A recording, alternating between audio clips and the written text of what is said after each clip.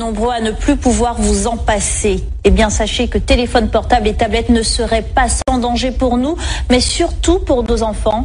Ce soir, vous allez entendre le témoignage d'un Martiniquais frappé par un cancer de l'oreille interne. Pour les spécialistes qui l'ont suivi, aucun doute, sa maladie est liée aux ondes du portable. Franck Zozor, William Zebina. Ces images datent de 1995, c'est Rémi Villa, un nom que vous connaissez. Il a porté haut les couleurs de notre pays, un véliplanchiste, 4 fois champion du monde, 20 fois champion de la Martinique. Mais ce que l'on sait moins, c'est qu'il a été touché il y a quelques années par un cancer, une tumeur à l'oreille interne. Soigné à l'hôpital Pellegrin à Bordeaux, ses médecins lui expliquent que cette tumeur serait liée à l'utilisation du téléphone portable.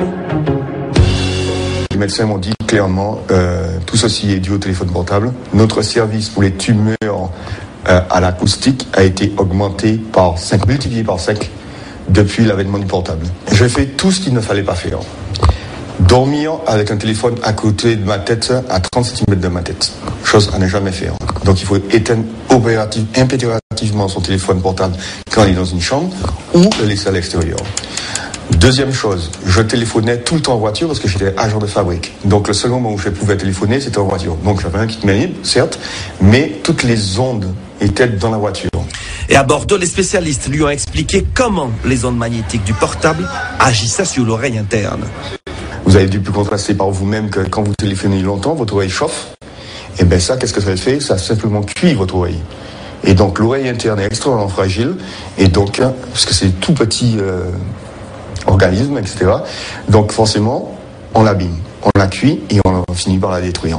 Donc le téléphone portable, quand quelqu'un m'appelle, je l'utilise comme ça, microphone allumé, et je parle. Ou bien, loin de la tête. Loin de la tête, jamais comme ça.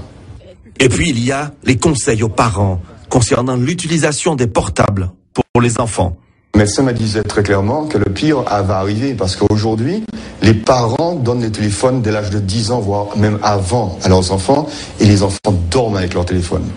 Alors ça, le cerveau n'est pas encore construit, etc. Donc il est encore plus sensible et les dégâts seront plus importants encore. Et pour confirmer les propos de Rémi Villa, ce rapport de l'ANS, l'Agence nationale de la sécurité sanitaire et de l'alimentation, rendu public la semaine dernière. Il recense les sources auxquelles sont exposés les enfants, Wi-Fi, jouets connectés, téléphones portables, tablettes. Mais ce que l'on apprend dans cette étude, c'est que des chercheurs japonais et taïwanais ont trouvé que ces ondes agiraient sur la santé mentale des préadolescents. Dépression, comportement à risque, tentative de suicide pourraient être provoquées par l'utilisation précoce de ces objets connectés. Et enfin, dernier conseil de Rémi Villa, évitez les portables dans les poches. Les ondes affectent également les organes génitaux.